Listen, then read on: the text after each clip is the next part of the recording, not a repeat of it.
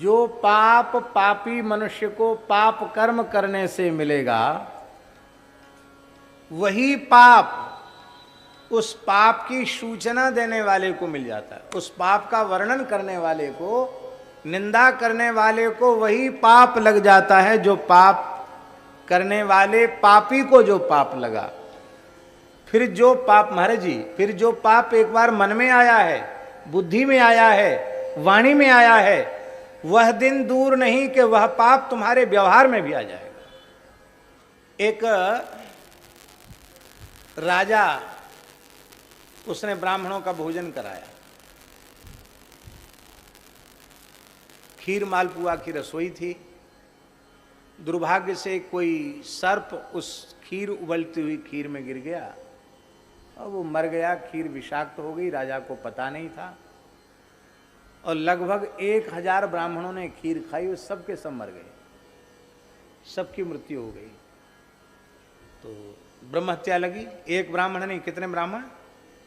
1000 ब्राह्मण, 1000 ब्राह्मणों की हत्या लग गई। तो राजा बहुत दुखी हुआ। पता चला कि सर्प मर गया था। बाद में पता चला जब सारी खीर नीचे खंगाली गई, आखिर हुआ क्या? खीर का परीक्षण कराया गया वैद्यों के द्वारा, तो उसमें विष था। अब बहुत दुखी हुआ राजा, इतना दुखी हुआ कि अन्न जल त्याग कर गंगा जी के तट पर बैठ गया कि अब प्रायश्चित तो मेरा कोई है नहीं, बस अनशन करके अपने प्राणों का ही त्याग गंगा जी के तट पर कर दूंगा। 3 दिन तक अन्न जल त्याग करके वहां बैठा रहा। चौथे दिन एक ब्राह्मण गया, उसने राजा से कहा, महाराज मेरी बेटी विवाह के योग्य है, आप धन दे दीजिए कि मेरी पुत्री का विवाह हो जाए। तो राजा ने हृदय से राज्य का त्याग कर दिया था, इसलिए उसने कहा कि अब तो मैं राज्य की तो चले क्या, मैं तो अन्न जल का भी त्याग करके बैठा हूँ और यहाँ मरने के लिए गंगा जी के तट पर बैठा हूँ। इसलिए मैं, आप शरीर से कहो तो मैं आपकी कोई सेवा कर सकता हूँ, बाकी अब मेरे पास मेरा कहलाने के लिए कुछ भी नहीं है जो मैं आपकी सहायता कर सकूं। आप चाहिए राज्य में जाइए, जो लोग संभाल रहे हैं उनसे मांगिए, वो जरूर देंगे। अब ये मेरा प्रकरण नहीं है। इतना सुनते ही वह ब्राह्मण क्रोध से आग बबूला हो गया और उसने चिल्ला चिल्ला कर गालियां बकना शुरू किया। बोले, रे नीच दुष्ट, बड़ा भारी अनशन व्रत लेके महात्मा बन के यहाँ बैठा है, लंगोटी लगा के बैठा है। 1000 ब्राह्मणों की हत्या करने के बाद अब ये 100 चूहे खाए बिलारी जपने बैठी, अब यहाँ माला फेरने बैठा है। राजा ने सिर झुकाया, सब कुछ सुनता रहा, एक शब्द का भी उत्तर नहीं दिया। ब्राह्मण तो गाली बकता हुआ चला गया और इधर 2 देवांगनाएं गंगा जी में स्नान करने आई। महाराज जी, वो 3 दिन पहले भी आई थी वो देवांगनाएं, तो स्नान करते हुए बातचीत कर रही थी कि इसमें तो देवलोक में एक बड़ी धर्म सभा जुटी हुई है, वहाँ एक जटिल प्रश्न के ऊपर सब विचार कर रहे हैं कि धरती पर एक घटना घट गई है, अमुक राज्य में 1000 ब्राह्मण मारे गए, पर इसमें दोष किसका है? राजा तो परम ब्राह्मण भक्त था, उसका तो दोष है नहीं, तो ब्रह्म हत्या किसके सिर पे मढ़ी जाए? तो 3 दिन से लगातार सभा चल रही है कि किसके सिर पे ब्रह्म हत्या मढ़ी जाए, किसके सिर पर ब्रह्म हत्या मढ़ी जाए। आज अभी अभी निर्णय हुआ है। क्या? बोले, वो 1000 ब्राह्मणों की हत्या एक ब्राह्मण के सिर पर मढ़ दी गई। राजा के कान खड़े हुए, किस ब्राह्मण के सिर पर? अरे बोले, वही जो थोड़ी देर पहले गाली दे के गया कि 1000 ब्राह्मणों की हत्या करके अब तू भजन कर स्वांग रच रहा है, ढोंग रच रहा है। जो कभी किसी की निंदा नहीं करता वो किसी के भी पाप में सहभागी नहीं होता है।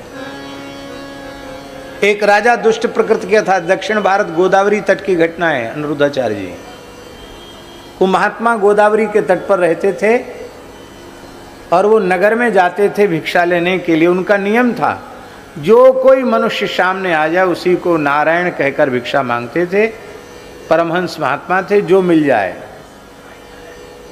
उन्होंने अपना भिक्षा पात्र आगे किया। सौभाग्य की बात, एक दिन राजा सामने आ गया। पहले पहले राजा ही सामने तो भिक्षाम दे, भिक्षा पात्र बढ़ाया तो राजा दुष्ट प्रकृति का था, वो साधु ब्राह्मणों के प्रति सद्भाव नहीं रखता था। उसने अपने नौकर को कहा, डाल दे, लीद से भर दे इसका भिक्षा पात्र।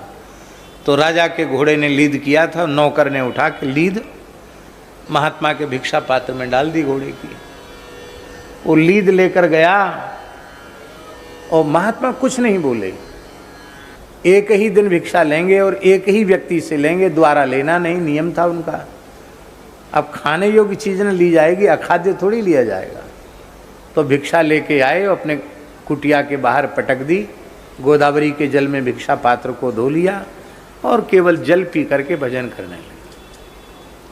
कुछ काल पश्चात राजा जंगल में शिकार खेलने गया तो राजा ने देखा कि वहाँ एक घोड़े की लीद का पहाड़ लगा हुआ है। पहाड़,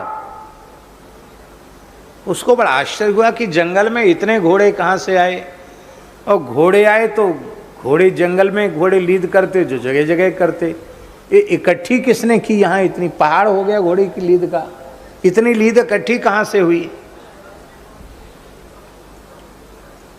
एक कुटिया दिखाई पड़ी, चले महात्मा से पूछें। वो भूल गया था कि वही महात्मा है। गया, बोले महाराज आपके पास घोड़ा तो एक भी नहीं दिखता, न कोई घुड़साल दिखती, इतनी लीद कहाँ से आई? बोले महाराज आपका ही प्रसाद है, आपका दिया हुआ है ये सब। राम जी का बाण बढ़ता है, ऐसे ही सत्पात्र को दिया हुआ दान बढ़ता है। तो आपने हमको जो दिया था वही बढ़ रहा है। कितना बढ़ेगा महाराज? इतने जल्दी पहाड़ हो गया तो कितना बढ़ेगा? महात्मा हंसते हुए बोले, इतना बढ़ेगा कि तेरा सारा राज्य इसी लीद में दबकर समाप्त हो जाएगा। अब तो वो कांप गया। बोले महाराज मैं तो अपराधी तो था, लेकिन अब मेरा मस्तिष्क परिवर्तित हो चुका है। अब मुझे कुछ ऐसा करो कि मैं ये लीद घटे, बढ़े नहीं। तब उस राजा ने महात्मा से दीक्षा ले ली, भजन में लग गया।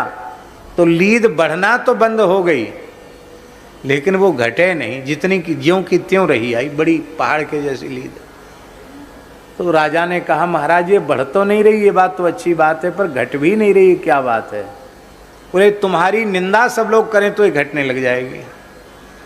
अब निंदा के योग्य काम करना नहीं हो, निंदा सब लोग करें तो क्या उपाय है? तो राजा ने अपने पुरोहित की विवाह के योग्य पुत्री को अपने महल में अपनी पुत्री के पास रखा और कहा देखो हमारे कुल पुरोहित की बेटी है, अपनी बड़ी बहन मानकर बहुत लाड़ प्यार से रखना, बस कुछ समय तक रनिवास से बाहर नहीं निकलने देना। 2-3 दिन के बाद ब्राह्मण आया, बोला हमारी बेटी, तो नौकर चाकरों ने फटकार के भगा दिया। अब वो ब्राह्मण बड़ा दुखी हुआ, पूरे नगर में हल्ला मच गया कि राजा तो धर्मात्मा का स्वांग रचता था, पर राजा की बुद्धि तो पहले जैसी ही है। बताओ, पुरोहित की युवा कन्या को अपने महल में रख लिया। ऐसी बातें जल्दी फैलती हैं और निंदा होने लगी तो लीद घटने लगी। घटते घटते बिल्कुल घट गई, पर एक तसला लीद बच गई। तो राजा रोज जाकर जंगल में लीद देखता था। उसने कहा एक तसला कैसे बच गई? महात्मा से पूछा गुरुजी एक तसला कैसे बची है? बोले आपके नगर में एक बुढ़िया रहती, वो कभी किसी की निंदा नहीं करती, इसलिए उसने तुम्हारे पाप में हिस्सा नहीं बटाया। वो भी यदि निंदा करे तो ये लीद खत्म हो जाएगी, नहीं तो ये लीद तो तुमको फिर दूसरा जन्म लेकर खानी पड़ेगी। लीद वाला कीड़ा बन के खानी पड़ेगी इसको, गुबरीला कीड़ा कहते उसको। राजा ने कहा निंदा करवाना तो बहुत सरल बाएं हाथ का खेल है। तो राजा अपना वेश बदल करके बुढ़िया के पास गया। बुढ़िया भाड़ झोंकने का काम करती थी, भाड़ भूंजने का काम। तो बुढ़िया जो है अपने चना वना सब अमनिया कर रही थी। तब तक राजा रात्रि में छद्म वेश में पहुंचा, छिपे हुए वेश में पहुंचा। पहुंच करके बोला कि माताजी मैं कुछ आपकी सहायता करूं, सेवा करूं? नहीं नहीं नहीं, मैं अपना काम में किसी को सहभागी नहीं बनाती हूँ, अपना काम अपने हाथ करती हूँ। मैं किसी का सहयोग सहायता नहीं, मैं गरीब नहीं हूँ, अपने ढंग से अपना उतना ही गुजारा कर लेती हूँ जितने में हमारा गुजारा हो जाए। नहीं माता, नहीं बिल्कुल छो मत मेरा सामान। तो वो बैठकर बोला कि माताजी आप तो अपने काम में व्यस्त हैं, आपको पता नहीं कि नगर में क्या हो रहा है, यहाँ करा। खबरदार, आगे नहीं बोलना। वो एक तसला लीद तो तुझे खानी ही पड़ेगी।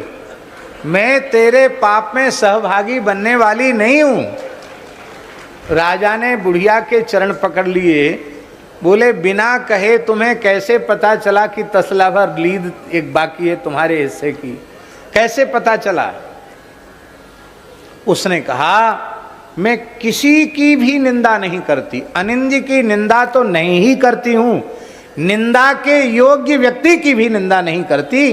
यही कारण है कि मैं सर्वथा निष्पाप हूं और अनिंदा व्रत के कारण मुझे त्रिकालज्ञता प्राप्त हो चुकी है, परमार्थ परतत्व का बोध हो चुका है, इसलिए मैं तुम्हारे पाप में हिस्सा नहीं बिठा सकती, उतनी लीद तो तुमको खानी ही पड़ेगी।